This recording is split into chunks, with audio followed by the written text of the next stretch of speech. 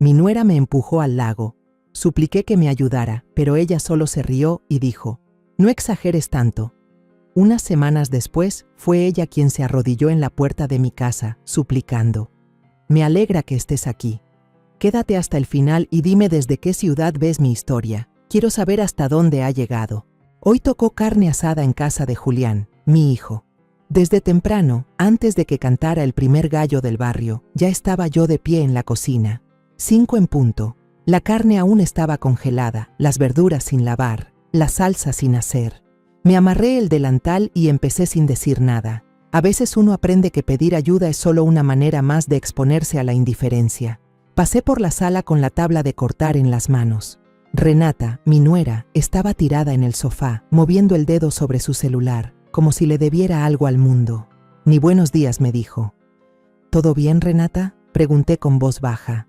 Ella apenas alzó la mirada. Sí, todo, gracias. Ni una palabra más. En el otro sillón, Julián roncaba con la boca abierta. Seguía con la misma camiseta arrugada de ayer, esa que usó para ir al súper y que ya tenía una mancha de salsa en el pecho. Me detuve un momento viéndolo dormir. Lo vi tan ajeno, como si yo no fuera la mujer que lo cargó en la espalda cuando tenía fiebre y no teníamos ni para el camión al hospital. Fui al patio trasero. El sol aún no pegaba, pero ya se sentía el calor. Acomodé las mesas, una por una. Saqué las sillas de plástico del rincón, algunas tenían polvo, otras telarañas, y me puse a limpiarlas con un trapo húmedo. Luego extendí los manteles que bordé yo misma el año pasado, con florcitas rojas y azules. Quería que se viera bonito, aunque nadie notara los detalles. Así somos muchas de las mamás. Hacemos por costumbre, no por aplausos. Mateo, mi nieto, estaba sentado a pocos metros, con los audífonos puestos y el control de videojuegos en la mano. «Buenos días, mijo», le dije, sonriendo. Ni me miró. Siguió apretando botones como si yo fuera un fantasma. «Mateo», repetí, «¿puedes ayudarme a poner los vasos?» «Estoy en partida, abuela. Ahorita no». Y ya.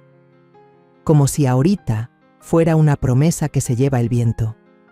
En la cocina, corté sandía en rodajas gruesas. Le quité las semillas con cuchillo y las puse en un platón de barro. Renata entró. Tomó una botella de vino blanco y al pasar, miró el plato con desdén. Podría estar más bonito, ¿no? O sea, al menos en triángulos parejos. Perdón, lo arreglo, dije sin mirarla. Sí, es que va a venir gente importante, mamá. Mamá, me dice cuando necesita algo o cuando quiere sonar amable delante de otros. Los invitados comenzaron a llegar. Gente joven, ropa cara, perfume dulce que se metía por la nariz como aguijón. Muchos de ellos no los conocía. Amistades de Renata, seguramente. Saludé con una inclinación de cabeza. Nadie me regresó el saludo. Una mujer con lentes grandes y uñas color vino se acercó a Renata y, señalándome, preguntó en voz baja, pero no tanto: ¿Ella es la señora de limpieza? Renata soltó una risita breve. Ay, no empieces. Mejor dime, ¿ya viste las luces nuevas del jardín? Ni me corrigió, ni me defendió, solo me borró con una sonrisa. El asador empezó a humear. Yo estuve al frente, vuelta y vuelta la carne. Alguien tenía que asegurarse de que no se quemara. Puse hielo en las jarras, traje más platos cuando empezaron a faltar. Nadie me ofreció un asiento. Nadie me dijo, tú también siéntate, ya hiciste mucho. Mientras tanto, Renata hablaba fuerte, rodeada de sus amigas. Este restaurante es mi bebé, literal. Todo lo hice yo. Buscar local, decorarlo, hablar con proveedores. ¿Y el financiamiento?, preguntó alguien. Ah, eso se dio, ya sabes, todo llega cuando uno se mueve. Ahí me sentí tragada, como si me hubieran arrastrado al fondo del lago que está detrás del patio. Porque la verdad es que ese se dio fueron mis ahorros de toda la vida, los que guardé en sobres, los que junté vendiendo panqué en Navidad. Terminé de repartir la sandía en platos más bonitos, según Renata, y me alejé del bullicio. Me fui hacia el lago. Me senté en una piedra. con la toalla todavía colgada al cuello, sintiendo que el calor me bajaba por la espalda como gotas de resignación. De repente, Renata apareció con su copa de vino en la mano. «Mamá, ¿por qué no se mete al agua un ratito? Como antes. ¿No decías que eras buena nadadora?» Me giré apenas, con una media sonrisa. «Hace años de eso, hija. Ya no tengo el mismo brazo». «Ándele. Un chapuzón no hace daño. Mire, como esto», dijo, y antes de que pudiera entender, sentí el empujón seco en la espalda. El agua estaba helada. Entró de golpe por la nariz, por la boca, por los oídos. Tragué, pataleé, busqué el fondo sin encontrarlo. No sentí mis piernas. El brazo derecho no me respondía. Por un momento creí que me iba a hundir de verdad, pero agarré un trozo de madera flotando. Me aferré con la otra mano y logré sacar la cabeza. Arriba, ella estaba ahí, parada. «No haga tanto drama», dijo. «Usted sabe nadar». No gritó, no buscó ayuda, no se acercó. Desde lejos vi a Julián, platicando con unos tipos. Se reía, ni miraba hacia acá. Mateo seguía con su celular. Después supe que estaba transmitiendo en vivo, que su título fue «Mi abuela casi se ahoga, jaja». Me acerqué como pude a la orilla. Me dolía todo. El barro me hacía resbalar, la rodilla raspada, el vestido pegado al cuerpo como una trampa. Trepé como un perro mojado. Cuando levanté la vista, Renata ya estaba dando la vuelta, bebiendo lo que quedaba de su copa. Me giré. Julián lanzaba una carcajada. No sé si fue por algo que dijeron, pero igual dolió. Caminé mojada por la sala como si nadie más estuviera ahí. El agua chorreaba de mi vestido y caía al piso en gotitas lentas, una tras otra, marcando un ritmo que solo yo parecía oír. Cada paso dejaba una huella más oscura sobre las baldosas. Nadie preguntó nada. Mateo, en el sillón, seguía pegado a su celular. «¿Estás bien, abuela?». Swing le escuché decir sin levantar la cabeza, pero no lo dijo a mí. Lo dijo al aire, como quien comenta un video. Entonces, uno de los amigos de Renata, un joven con camisa entallada y risita de burla, señaló hacia la puerta y soltó: «¿De veras se cayó? ¡Qué torpeza, pobrecita!». Y todos rieron. Renata, sin voltear siquiera, respondió desde el centro del grupo: «Es que mi suegra es así, dramática. Seguro exageró. Si ella hasta nada». Me apreté los labios. No dije nada. Me seguí derecho hacia el baño de visitas, el único baño que podía usar sin que me miraran como si estorbara. Abrí la puerta con cuidado. El foco parpadeó antes de encender. Las paredes olían a humedad y la cerámica estaba fría como mi espalda. Cerré con pestillo, me apoyé en la puerta y solté un suspiro que llevaba rato guardando. El espejo frente a mí devolvió un reflejo que no quise ver mucho rato. Mi pelo pegado al cráneo, la piel de mis brazos con manchas moradas del golpe, los ojos no estaban enojados, Nomber estaban cansados, como si ese rostro ya hubiera dejado de esperar algo de los demás. Me quité el vestido mojado despacio, como si fuera una piel ajena, una que ya no me quedaba. Cada prenda que me quitaba se sentía como una capa de decepción despegándose de mí. El sostén mojado, las sandalias llenas de lodo, la ropa interior que me pesaba como piedra. Busqué entre las toallas del estante. Eran duras, viejas, casi como papel lija. Me envolví en una y abrí el pequeño armario bajo el lavamanos.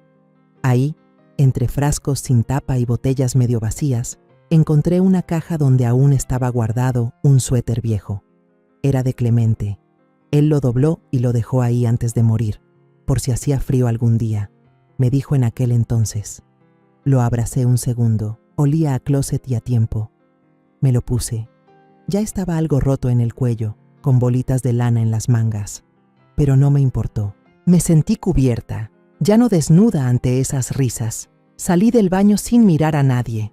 Atravesé el pasillo y entré a la habitación donde guardo mis cosas. Abrí la cómoda con las llaves del fondo. Saqué el sobre que tenía guardado desde hace años. Todavía estaba ahí, el comprobante bancario de la transferencia a nombre de Renata. 750,000 pesos. Toqué el papel. Las cifras seguían claras. la fecha también. Lo firmé yo misma, con mano temblorosa, un día después de que ella llorara en la cocina diciendo que su sueño era abrir un restaurante, que sería lo único que le daría sentido a su vida. Recordé cada hora extra en la farmacia, los fines de semana vendiendo panqués y bufandas en la plaza, las noches con los pies hinchados y las manos con grietas por tanto lavar trastes. Todo para juntar ese dinero, y en ese momento, con el papel entre los dedos, sentí un sabor agrio subirme por la garganta. Volví a guardar el sobre. Cerré el cajón con firmeza. No lloré. A esas alturas, las lágrimas se me habían secado. Salí de la habitación y crucé otra vez la sala. Nadie me vio. Era como si fuera invisible. O peor, como si nunca hubiera estado. Caminé hasta la cocina y me serví un vaso de agua caliente. Quería algo que me bajara el temblor de las manos. Desde el patio, la voz de Renata llegaba clara, como cuchillo. Mi suegra es fuerte. Esa mujer no se muere fácil, ¿eh? Carcajadas. Me senté en la punta de la mesa, justo en la esquina. La misma mesa que yo misma lijé y barnicé cuando se mudaron aquí. Toqué con la yema del dedo el borde del mantel que bordé el año pasado, con hilos que me trajo Delia de Guadalajara. Nadie lo había notado. Nadie se sienta conmigo ahí. Entonces escuché otra voz, esta vez de Mateo. Mira esto, ma, lo edité con música. Ja, ja, ja. Ay, no, qué horror, eres un tonto. Pero ve cómo patalea. Parece meme. Me levanté. Me asomé sin que me vieran. Mateo tenía su celular en la mano. Estaba mostrándole a Renata un video. Era yo, luchando en el agua, mi cara desfigurada por el susto, mi vestido flotando, y una musiquita de fondo, como de circo. Todos reían. Uno de los invitados incluso dijo, ¿ya lo subiste? Eso se va a hacer viral. Y ahí, en ese instante, algo dentro de mí se quebró.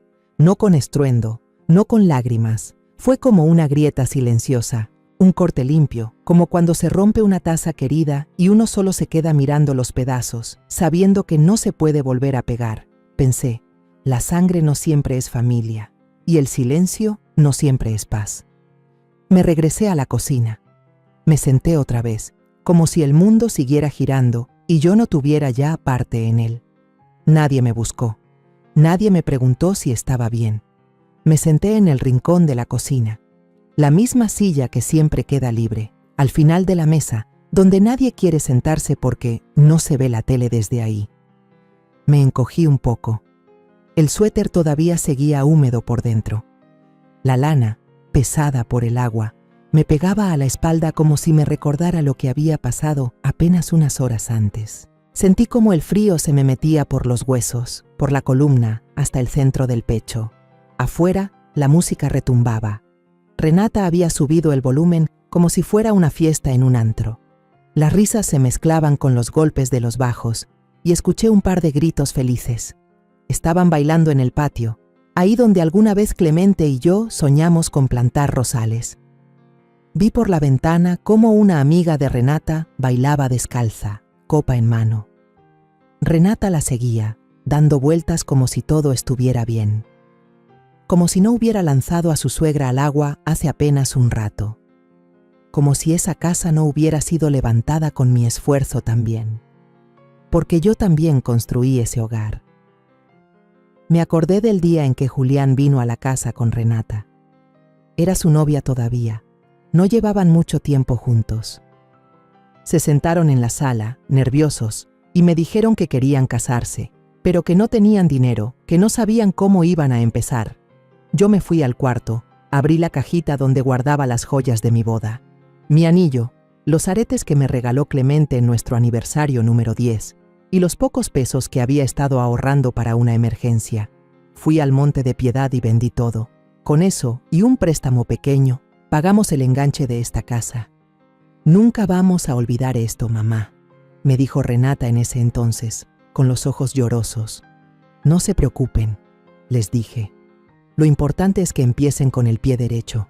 Y ahora, desde la cocina, escuché cómo Renata le decía a una amiga suya, mientras ambas hojeaban una revista de decoración. La verdad es que esta casa ya me tiene harta.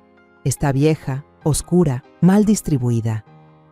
¿Y por qué no se cambian?, preguntó la otra. Estoy viendo opciones. Ya no soporto compartir espacio con esa señora. Me sofoca. Yo me quedé quieta. Fingí que leía los ingredientes de una caja de consomé de pollo. No quería que me vieran, no quería interrumpir. Solo quería entender en qué momento me convertí en la carga que todos fingían no ver. Pero la verdad, ahora que lo pienso, hace tiempo que me sacaron de sus vidas. Yo solo no lo quise aceptar. Cada día cocino la cena, sin falta. A veces renqueando del pie, otras con dolor en las manos. Esa noche preparé tacos de cochinita pibil porque sé que son los favoritos de Mateo. Me tomó horas marinar la carne, preparar la cebolla morada, calentar las tortillas a mano para que no se quebraran. Puse los platos sobre la mesa. Nadie dijo nada. Ni un «se ve rico», ni un «gracias, abuela». Nada. Julián se sentó frente a Renata. ¿Y qué pasó con lo del permiso para el restaurante?, preguntó, sin mirar el plato. Ya casi. El abogado está lento, pero ya casi. Renata masticaba rápido, como si tuviera prisa. Por cierto, mamá, ¿sí me puedes ayudar a lavar los trastes después? Ando en friega con todo lo de mañana. Lo dijo sin mirarme, como si fuera una empleada, como si lo que acababa de comer no hubiera sido hecho con mis manos. Claro, respondí. ¿Qué otra cosa podía decir? Cuando todos terminaron, cada quien se levantó como si fuera lo más normal del mundo. Mateo se subió a su cuarto. Julián se quedó viendo la tele. Renata se metió al cuarto a revisar el correo en la laptop. Yo recogí los platos, lavé cada uno. El agua caliente me ardía en los dedos. Me dolían las piernas. Me dolía todo. Subí a mi cuarto. Cerré la puerta con seguro. Me senté en la orilla de la cama, aún con el suéter mojado. No tenía fuerzas ni para quitármelo. Desde abajo se oían risas, risas ligeras, despreocupadas. Después escuché la voz de Mateo, clara, como si me la hubiera gritado al oído. Es que mi abuela siempre anda de metiche, todo lo rompe, qué desesperación. Me tapé la boca con la mano. No quería que se me escapara un quejido, ni una lágrima, y aún así lloré, silenciosa. Como lloramos las mujeres que ya se cansaron de rogar amor donde solo hay costumbre. Miré alrededor. La habitación en la que duermo tiene las paredes despintadas, el techo con manchas de humedad. Pero para mí era un lugar seguro, al menos eso creía. Volteé hacia la ventana. Desde ahí podía ver el jardín delantero, donde Clemente había plantado jazmines, donde pasábamos las tardes tomando café mientras escuchábamos a los vecinos platicar. Ahora solo quedaba una maceta rota, la tierra reseca y unas cuantas ramas secas que nadie se molestó en recoger. Pensé, las cosas que uno cuida con amor, si caen en manos equivocadas, se vuelven polvo. Me acosté, no para dormir, sino para aguantar. A veces una no descansa por el cuerpo, sino por el alma. Después de todo lo que había pasado, dejé de hablar. No con palabras, al menos. Me limité a estar presente, como el aire entre las paredes, como el zumbido del refrigerador por la noche. Nadie lo escucha, pero ahí está. Una mañana, antes de que el sol saliera del todo, agarré el manojo de llaves de la casa, las principales, las que Renata siempre quiere tener bajo control, y las escondí detrás del paquete de chícharos congelados, al fondo del congelador. Quise ver cuánto tiempo tardaban en notarlo.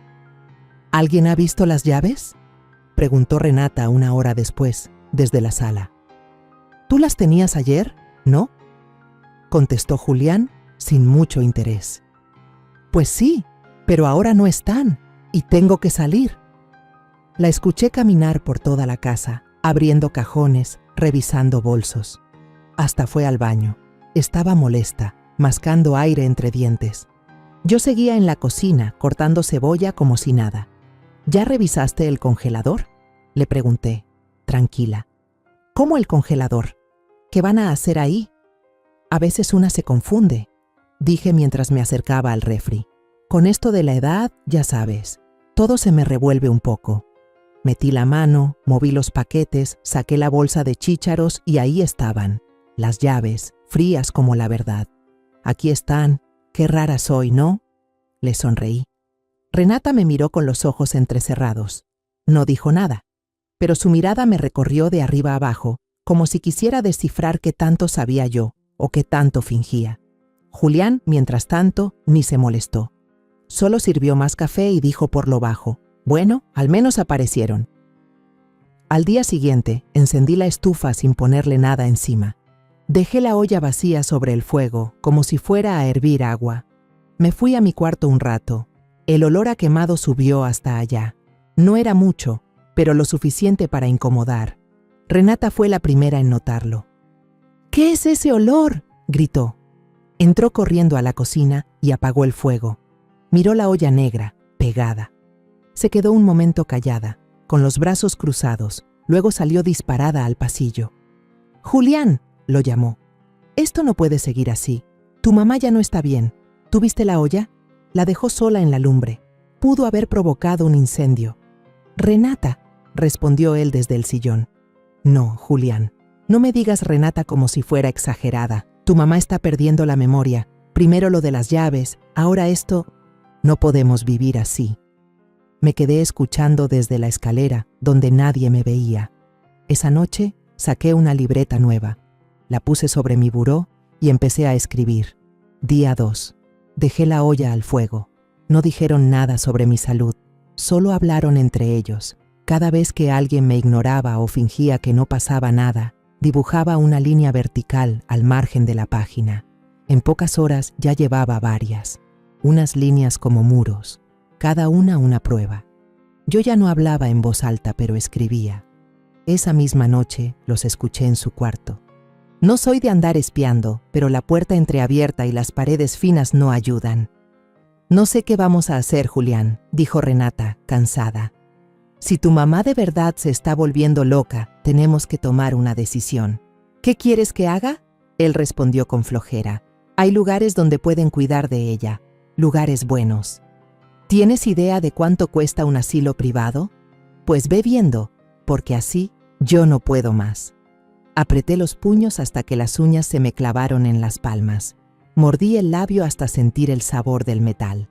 No lloré, pero me hervía la sangre. Me metí a la cama sin hacer ruido. Cerré los ojos. Empecé a planear. Al día siguiente, durante la cena, fingí estar más distraída. En medio de una oración me detuve. Me quedé callada, mirando el plato como si no recordara qué estaba diciendo. «¿Qué pasó, mamá?», preguntó Julián.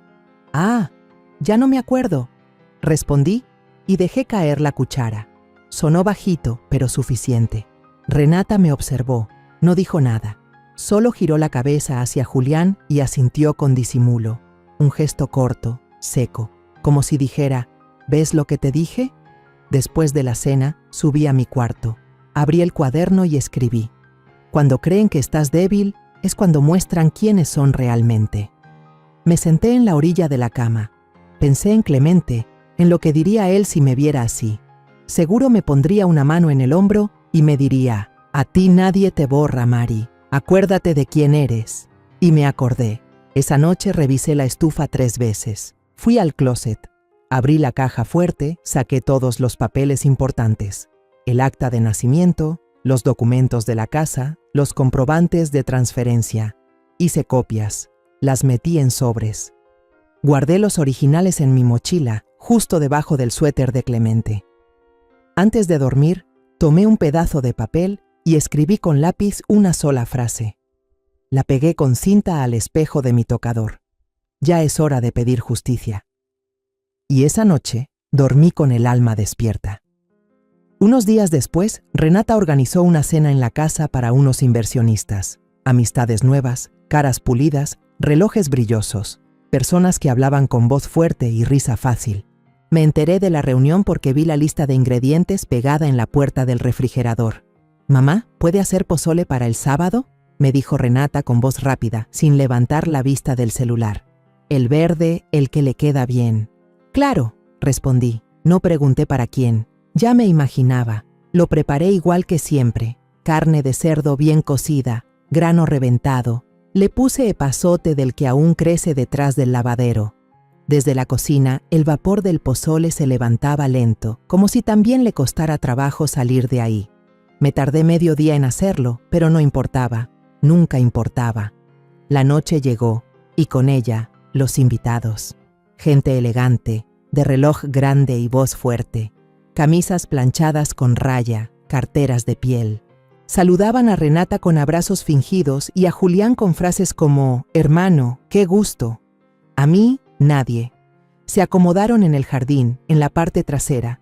Montaron luces de esas que cuelgan como luciérnagas, las sillas blancas, las mesas con copas de cristal que yo misma lavé.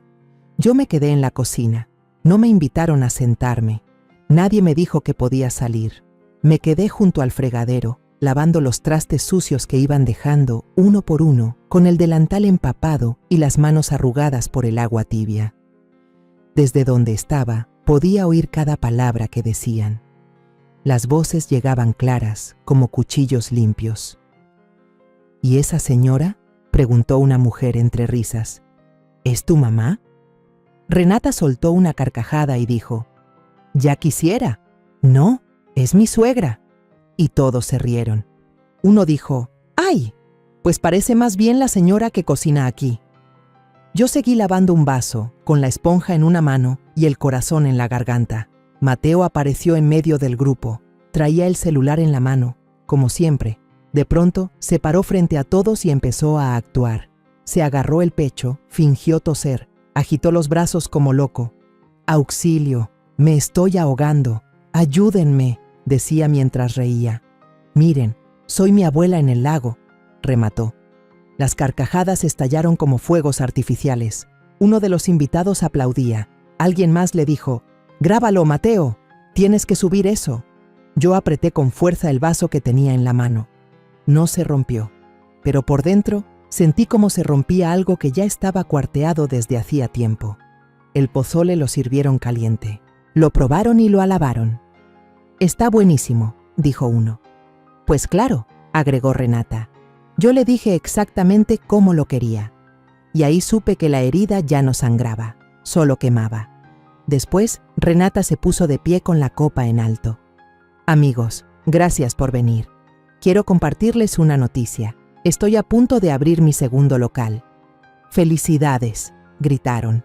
«Todo ha sido gracias a mi esfuerzo», siguió. «Yo lo hice todo, desde cero. Nadie me dio nada». Alguien le preguntó, ¿tu suegra no te apoyó? Renata hizo un gesto de desdén con la mano. Pues, un poco, pero la verdad es que esto ha sido mi trabajo, mi visión, siempre ha sido así. Un poco, dijo, como si los 750,000 pesos fueran una propina, como si los años de cuidar a su hijo, limpiar la casa, cocinar todos los días no contaran, como si yo no existiera. Miré hacia Julián. Estaba ahí, en una esquina, con una cerveza en la mano. No dijo nada, no levantó la voz, no me miró. Solo bajó la vista y se quedó callado. Yo también me quedé callada. Me di la vuelta y me puse a secar platos, uno por uno. Desde la ventana de la cocina, los veía moverse entre risas, brindis, fotos con el celular. Me vi a mí misma reflejada en el cristal, un fantasma detrás del vidrio, una silueta que ya no pertenecía a esa casa, aunque la hubiera ayudado a levantar. Cuando se hizo tarde, todos empezaron a despedirse. Algunos entraron a usar el baño, otros a tomar agua. Yo me escabullí sin hacer ruido. Subí las escaleras, pasito a pasito, para no llamar la atención. Pasé por delante del cuarto de Julián y Renata. La puerta estaba entreabierta. No fue que me quedara escuchando. Es que la casa tiene la mala costumbre de hacer resonar lo que uno no quiere oír. «Ya no podemos seguir así», dijo Renata, con voz baja pero firme. «Necesitas decidir. No quiero a tu mamá aquí para siempre». «Dame tiempo», contestó Julián, casi susurrando. «Estoy pensando, no es fácil». «¿Pensando qué? ¿Esperando que se muera sola? ¿Eso es más barato?» Él no respondió. Yo seguí mi camino. Cerré la puerta de mi cuarto. Me senté en la cama. Abrí mi libreta. Con lápiz negro escribí una línea sola. Hoy mis hijos me borraron oficialmente de su vida. Y al lado del nombre de Julián Dibujé una X roja, grande, firme, como esas marcas que uno pone en los sobres que ya no va a enviar. No lloré, porque esa noche la tristeza ya no era nueva, era vieja, como una silla rota en la que uno se sigue sentando por costumbre, aunque sepa que se va a caer. Esa noche no pegué los ojos. Me recosté un rato, sí, pero sin intención de dormir. El ventilador del deshumidificador hacía un zumbido bajo, constante, como si respirara por mí. La lámpara del buró parpadeaba cada tanto. Pensé en apagarla, pero no quería quedarme a oscuras. No esa noche. Me levanté despacio.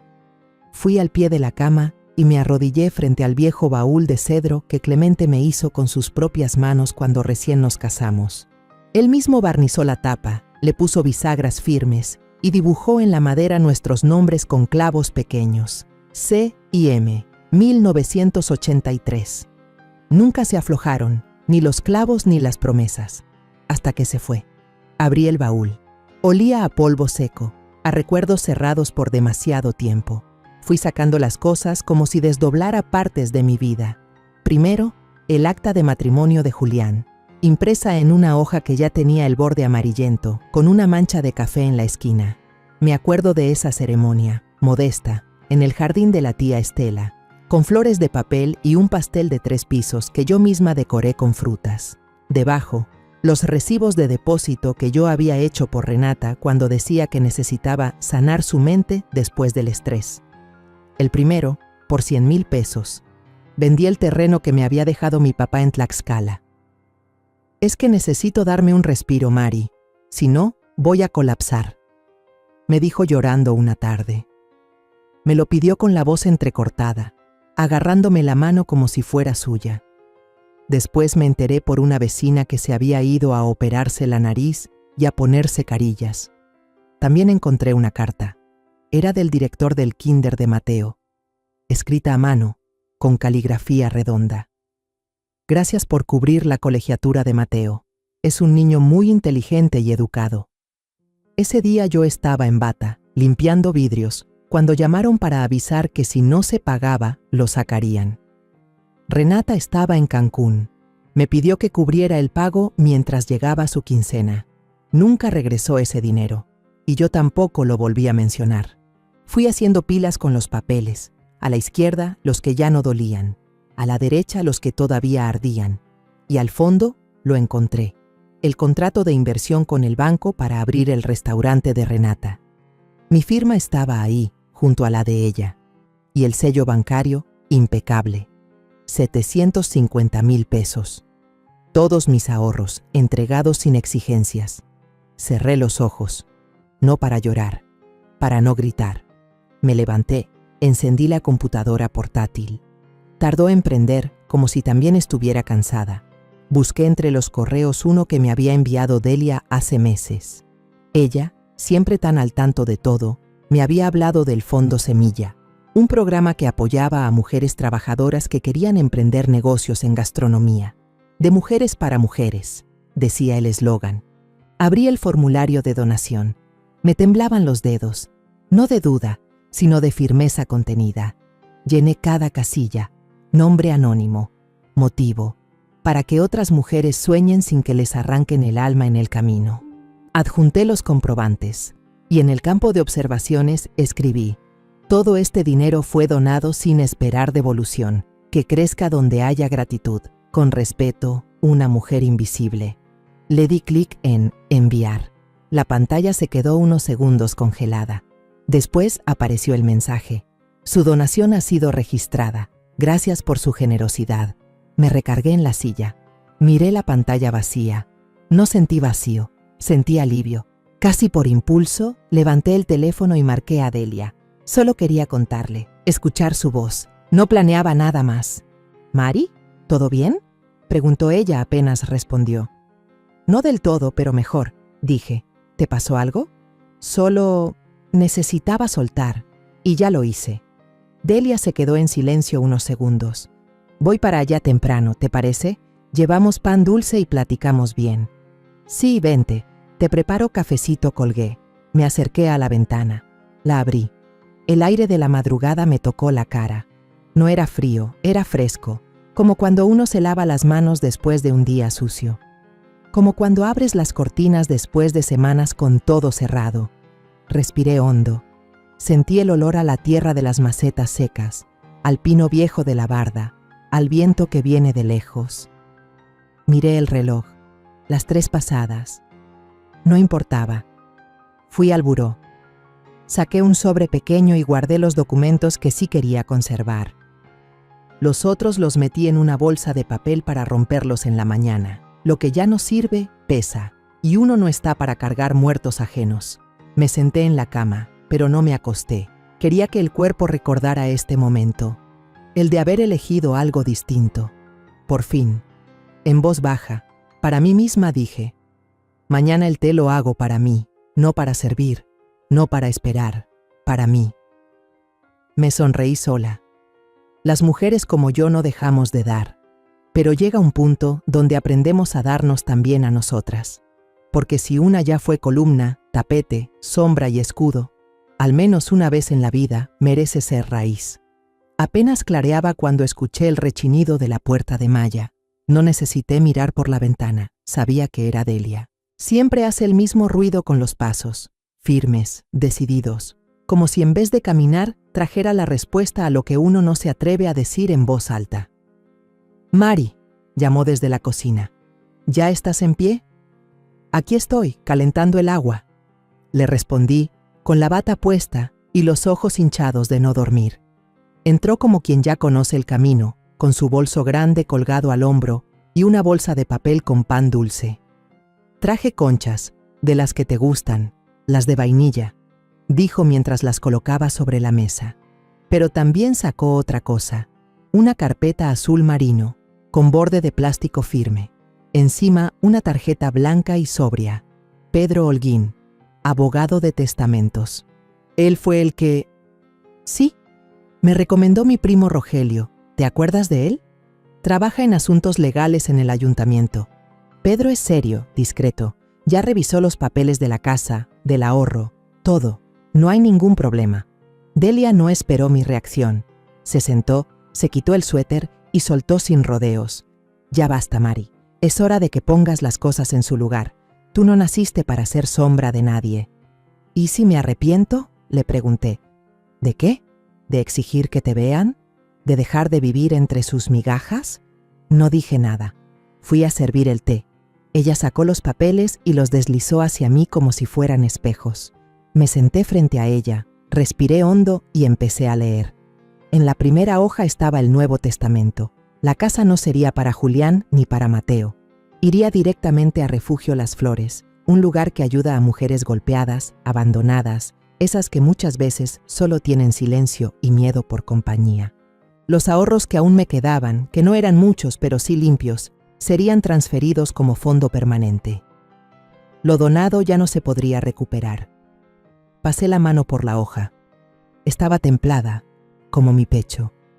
Ni fría ni caliente, solo firme. ¿Estás segura?, pregunté. Más que nunca, dijo Delia. Nadie de esa casa merece lo que tú has dado. Que aprendan lo que cuesta olvidar a quien siempre estuvo. Me quedé un rato en silencio. ¿Tú crees que esto sea justo? Mari, lo justo no siempre es bonito. A veces duele, pero eso no lo hace injusto. Volví a mirar el documento. Recordé todo lo que callé, todo lo que limpié, todo lo que cociné sin hambre, todo lo que guardé aunque ya no tuviera espacio ni en el alma. Cuando ayudé a Julián a pagar el parto de Mateo, no pedí nada. Ni una gracias. Lo sé, respondió Delia, y eso te honra, pero no te ata. Es que, ¿sabes qué siento? Como si estuviera traicionando algo. No estás traicionando a nadie, Mari. Estás eligiéndote. Después de tantos años de ponerte al final, tomé la pluma. La punta temblaba apenas. Firmé, sin duda. Pedro llegaría la semana siguiente con el documento oficial. Esto era el borrador, pero para mí ya era sentencia. Delia cerró la carpeta y se sirvió más té. ¿Quieres azúcar?, le ofrecí. No, así está bien, dijo. Ya no quiero más cosas dulces que solo saben amargo. Nos quedamos en silencio un rato. No hacía falta decir mucho más. Yo abrí el refrigerador, saqué la leche. Estaba casi vacía. Le puse unas gotas en su taza. No los odio, Delia, dije bajito. No quiero destruirles la vida. Y no lo estás haciendo. Solo se la estás quitando de las manos. Nunca les perteneció. Solo se acostumbraron a tenerla. ¿Y si se quedan sin nada?, murmuré. ¿Y tú? ¿No te quedaste sin nada también? ¿Sin respeto? ¿Sin palabra? ¿Sin abrazo? Tú no los dejaste solos, Mari. Ellos te soltaron hace años. Ahora solo estás abriendo la puerta y saliendo tú. No busco venganza. Claro que no. Pero si a la justicia le ponemos cara de venganza, las mujeres como tú nunca la van a alcanzar. Suspiré. El aire que solté no era de tristeza, era de alivio. Quiero poder dormir sin preguntarme si fallé como madre. No fallaste, fallaron ellos como hijos. Delia me tomó la mano. Tenía los ojos húmedos. No lloró, pero yo sí. Gracias por ayudarme. Gracias a ti por confiar. Te juro que no estás sola. Nos abrazamos fuerte, de esos abrazos que te aflojan el nudo de la garganta, no porque lo deshacen, sino porque ya no necesitas tragártelo. Antes de irse, me dio un beso en la frente. Vas a estar bien, Mari. A lo mejor no hoy, pero sí muy pronto. Lo sé, y esta vez también quiero estar bien para mí, no para nadie más. La vi caminar por el pasillo, ese que tantas veces cruzamos juntas de niñas cuando nos escapábamos para jugar con las muñecas. Esta vez el juego se había acabado, pero la alianza seguía intacta. Me quedé sola en la cocina. La taza aún humeaba. Me acerqué a la ventana. La bugambilia que planté con Clemente estaba florecida. Algunas flores secas colgaban como heridas, pero el resto vibraba. Fucsia, fuerte, viva. Y pensé, como solo piensa una mujer que ha vivido lo suficiente. No todo lo que se va muere, a veces solo cambia de dueño, y a veces lo que se queda también puede ser rescatado. Ese día no sonreí por costumbre, lo hice porque, por primera vez en años, sentí que me pertenecía. Esa noche no necesité poner la alarma. El cuerpo solito me despertó antes que el gallo de la vecina. Me senté al borde de la cama, con los pies colgando, y respiré hondo. No por costumbre, sino para darme valor. Tomé la maleta que había sacado días antes del closet. No era grande, solo una de ruedas pequeñas. Abrí los cajones en silencio. Fui doblando mi suéter gris, ese que Clemente siempre decía que me hacía ver más joven. Después el rebozo de flores azules que usaba cuando íbamos juntos al mercado. Metí mi cepillo, 3 pares de calcetas, un frasquito de crema y por último, una foto. Era Mateo, dormido en mis brazos, con el pulgar en la boca y los cabellos enredados como alambres. La foto estaba algo doblada en las esquinas, pero seguía intacta. Ese era el único recuerdo que decidí llevar. No por nostalgia, sino para no olvidar que alguna vez me necesitó. Dejé la casa recogida. No por ellos, por mí. No quería que dijeran que me fui haciendo un desastre. Apagué las luces, revisé las llaves del gas, doblé la toalla del baño. En la cocina encendí el hervidor.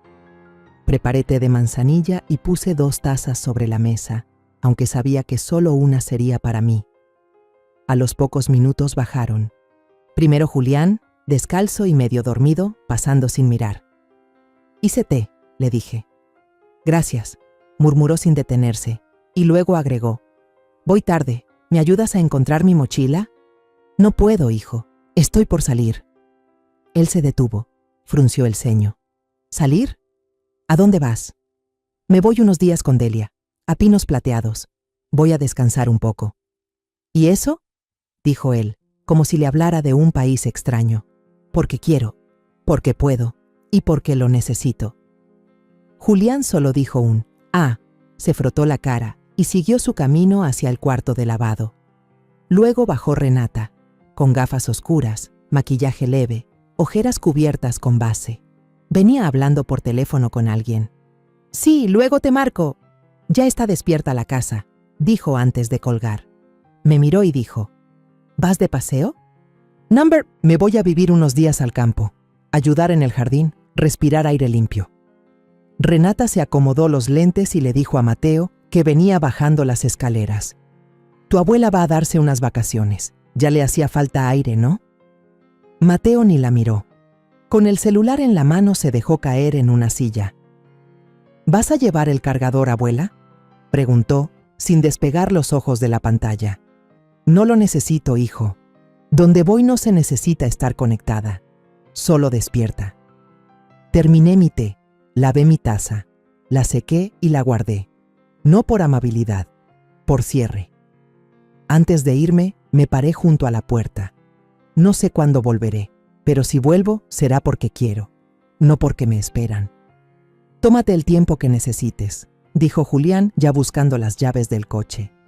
Eso haré, respondí. Salí sin dramatismos. Nadie me abrazó, nadie dijo, te vamos a extrañar. Y eso, en vez de dolerme, me alivió. En la terminal compré un boleto de ida. No necesitaba saber cuándo volvería, tal vez nunca. El tren salió puntual. Me senté junto a la ventana. El vagón iba medio vacío. Apoyé la cabeza y dejé que los paisajes me despegaran del pasado. No lloré, ni una lágrima. Lo que sentía no era tristeza, era ligereza, como quitarse un delantal después de años. Pinos Plateados era como lo imaginaba, tranquilo, silencioso, con olor a tierra húmeda. Delia me esperaba en la estación con una sonrisa cansada pero sincera. «Te ves diferente», dijo. «Me siento diferente», contesté. La casa estaba rodeada de pinos altos y flores silvestres. No tenía rejas, ni timbre, solo una puerta de madera y un tejado con musgo. Al entrar, lo primero que noté fue el silencio. Un silencio completo, limpio, sin fondo de televisión, sin celulares vibrando. Solo el crujir del piso de madera y el olor a sopa recién hecha. Delia me llevó al cuarto de huéspedes. Cama sencilla, cobija gruesa, ventana abierta. Come algo y luego descansas. Aquí no hay prisa. En el comedor había un plato de sopa de lentejas y pan con queso. Calientito, sencillo, servido con calma. Esa noche me acosté sin ruido, sin pendientes, sin miedo. Puse mi foto de Mateo en la mesita, apagué la luz y dormí. Dormí sin sobresaltos, sin estar alerta por si alguien me necesitaba. Al día siguiente, antes de que saliera el sol, caminé por el huerto. Me agaché, limpié la tierra, quité hojas secas. Volví a sentir la tierra en las uñas, el sudor en la frente, pero esta vez no por obligación, por gusto. Delia llegó con una taza caliente. Me la puso entre las manos. «Aquí nadie espera que hagas más de lo que quieres», me dijo. Entonces estoy en el lugar correcto. Y así lo supe. Ese día por fin no serví a nadie. Ese día por fin fui yo. Una mujer también florece cuando deja de pedir permiso. Pedro me llamó unos días después. Su voz sonaba como siempre, tranquila, firme, con ese tono que solo usan los hombres que han visto demasiado del lado feo de las familias. «Ya está todo listo. Los cité para el jueves, a las 10. Vendrán los 3. Yo estaba en la cocina pelando calabacitas. Me tembló un poco el pulso, pero no dije nada. No necesitaba estar presente para decir lo que tenía que decir. Ya lo había escrito. Cada palabra con la sangre que no se ve, pero pesa. Ese día, Pedro me llamó de nuevo al atardecer. Vinieron, puntuales, aunque con caras largas. Me contó cómo fue todo. Renata llegó primero, con tacones altos y lentes oscuros, como si estuviera entrando a una entrevista de televisión. Julián detrás, más encorvado que de costumbre, como si supiera que venía algo que no quería oír. Mateo, con los audífonos puestos, mirando su teléfono, completamente ajeno. Pedro los hizo pasar a una sala de juntas pequeña. Había sillas de cuero oscuro, una mesa de madera sólida y un sobre grueso encima. Ellos se sentaron sin preguntar demasiado. «Gracias por venir. Esta reunión es para leer una carta», dijo Pedro. «Una carta escrita por la señora Mariana Sánchez». Renata arqueó una ceja. «¿Una carta? ¿Y para eso nos llamó?». Pedro no respondió. Solo abrió el sobre. Sacó las 3 páginas dobladas y comenzó a leer con voz clara. A quienes confundieron mi silencio con resignación. No me fui, solo dejé de esperar. Mateo bajó el volumen de su teléfono. Julián dejó de mirar el suelo. Renata se acomodó en la silla. Durante años me senté a su mesa, cociné, limpié, cuidé, y me hablaron como si fuera la sombra de un recuerdo. Me empujaron al margen, luego al agua, y aún así pensaron que no diría nada. Pero esta es mi voz, y es mía sola. Pedro los observó. Ninguno habló. Julián, hijo mío, preferiste el silencio porque era más fácil que incomodar a tu esposa. Mateo, me hiciste burla, me grabaste y pensaste que era gracioso. Renata, me borraste de tu discurso, de tus planes, de tu casa. Entonces Pedro hizo una pausa. Hasta aquí todo bien, dijo. Pero ahora viene la parte que deben escuchar con atención. Sacó un segundo documento. Era el Nuevo Testamento. Lo colocó frente a ellos. La señora Mariana cambió todo, la casa, los ahorros, las cuentas. Nada de eso les pertenece ya. Julián se inclinó hacia adelante. ¿Qué estás diciendo? Pedro lo miró fijo. Que nunca hubo traspaso legal. La casa sigue a nombre de su madre.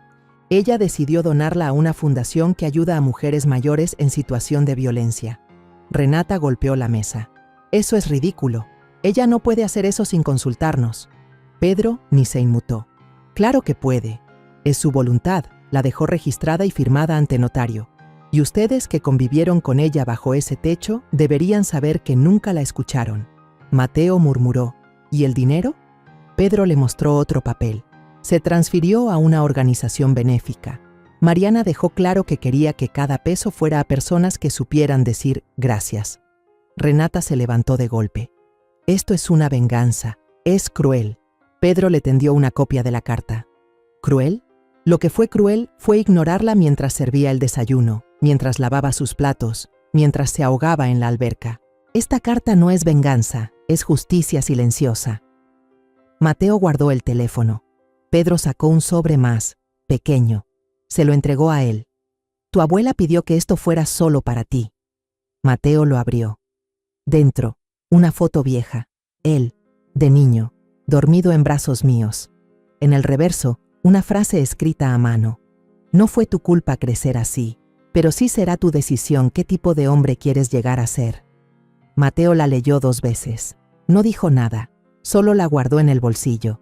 Renata salió hecha una furia. Julián se quedó sentado un momento más, sin palabras. Finalmente, solo susurró. ¿Dónde está mi mamá? Pedro respondió. En un lugar donde por fin la llaman por su nombre. No la señora, no la abuela, Mariana. Me contó todo eso Pedro en una llamada larga. Mientras hablaba, yo miraba mis plantas de albahaca en el jardín. No sentí orgullo, tampoco tristeza. Solo una paz nueva, como cuando cae la primera lluvia después de una sequía larga. Ese mismo fin de semana, Delia me enseñó algunos mensajes que Renata le había mandado, súplicas, excusas, incluso amenazas veladas. Delia no respondió, solo me dijo, ya no es tu carga, Mari, lo soltaste, lo dejaste ir, eso es más que coraje, es amor propio. Yo asentí. En el fondo sabía que tenía razón. Las noticias corrieron por el vecindario, que Renata había perdido su trabajo, que la familia de Julián tenía problemas económicos, que Mateo dejó la universidad. Nadie me llamó directamente, pero escuché que los 3 preguntaban por mí. Buscaban saber si volvería, si me arrepentía. La respuesta era no, porque yo estaba escribiendo otra carta. No para ellos, para mí. Hoy planté semillas con mis propias manos, sin esperar aplausos, sin pedir permiso. Me miro al espejo y veo a alguien que volvió a nacer sin tener que morirse primero. Y eso sí que es empezar de nuevo. Amanecía envuelto en neblina. El aire olía a tierra húmeda y resina de pino. Me puse los guantes de jardinería, los que Clemente me regaló en un aniversario cualquiera, y que seguían resistiendo aunque las costuras ya empezaban a ceder. Agarré el azadón con ambas manos y me dirigí al bancal de atrás. La tierra aún estaba húmeda de la lluvia de anoche.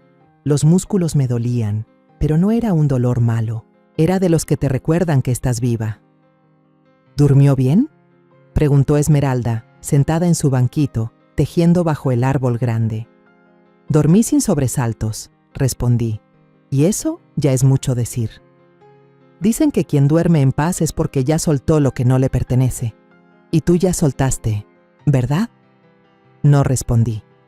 Pero sí, lo había soltado. Todo. 2 tardes después, mientras arrancaba unas hierbas junto a la cerca de madera, escuché el chirrido de una camioneta frenando sobre la grava. Alcé la vista. Una figura femenina bajó del coche. El cabello desarreglado, lentes de sol colgando del cuello, cara cansada. Renata.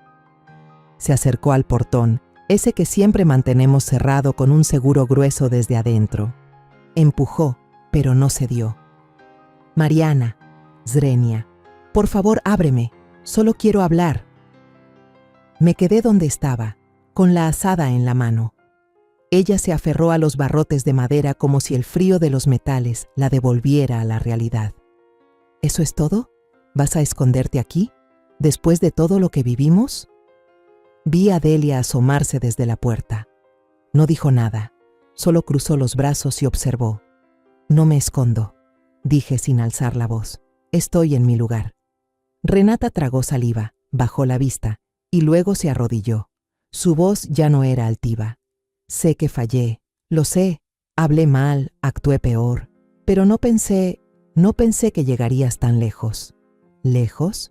Zrenia, interrumpí. Lejos fue cuando me empujaste al agua. Lejos fue cuando dijiste que esta casa te estorbaba.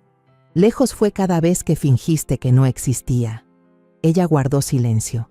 El viento sopló, levantando hojas secas a su alrededor. Es solo que... susurró. No sabía que dolía tanto hasta que no estuviste.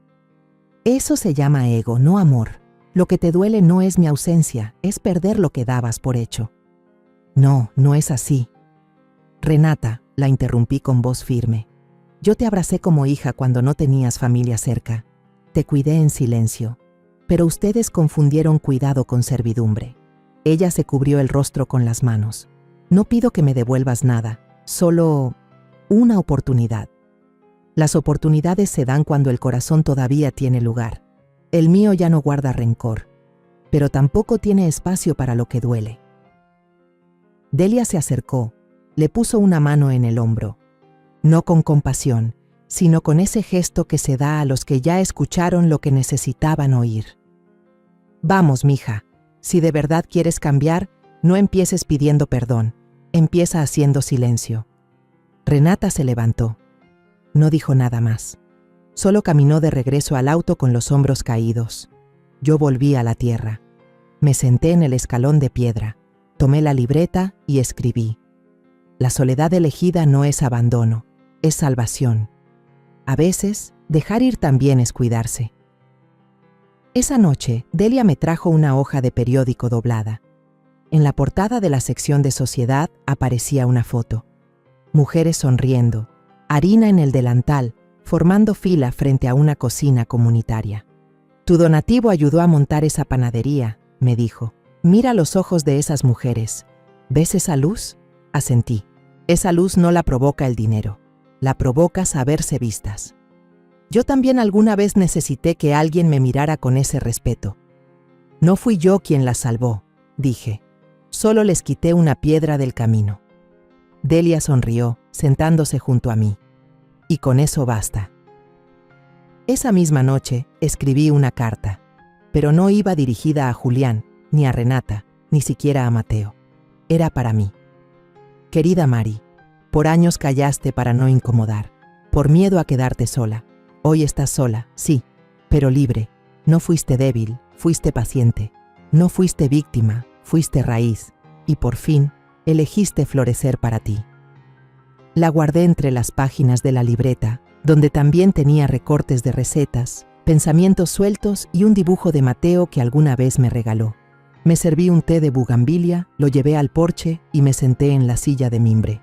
Los pinos crujían suavemente con el viento. Ningún celular vibró, nadie gritó mi nombre. No tenía que preparar cena para nadie y no esperaba que nadie me dijera gracias. Y aún así, por dentro, sentía que todo estaba en su lugar. Me quedé ahí un buen rato, viendo cómo el sol se iba escondiendo entre las ramas altas. El vapor del té subía despacito, como si también quisiera quedarse conmigo un rato más. A lo lejos se escuchaban unos grillos y el crujido suave del techo de lámina calentada por el día. No sentí nostalgia, no extrañaba nada. Más bien, entendí que el amor que una da también tiene derecho a recogerse cuando ya no es bienvenido. Me puse de pie, entré a casa y apagué la luz del pasillo. El silencio me abrazó como un viejo chal tejido con calma. Y por primera vez en muchos años, no me dolía la espalda por cargar con lo que no era mío. Mañana sembraré albahaca. Contamos esta historia basada en hechos reales. Los nombres y lugares han sido cambiados para proteger la identidad de la persona involucrada. Es la historia de una madre que sacrificó toda su vida por sus hijos y nietos, y al final fue despreciada, utilizada y abandonada. Pero cuando ya no le quedaba nada que perder, se levantó. Y esta vez vivió para ella misma. No la contamos para juzgar, sino para que quien escuche se detenga a pensar. ¿Cuántas madres están sufriendo en silencio dentro de su propio hogar? Ahora, tengo curiosidad por ti, que estás escuchando mi historia. ¿Qué harías si estuvieras en mi lugar? ¿Te ha tocado vivir algo parecido? Déjamelo en los comentarios. Mientras tanto, te dejo en la pantalla final otras 2 historias que son favoritas del canal y que sin duda te van a sorprender. Gracias por quedarte hasta aquí.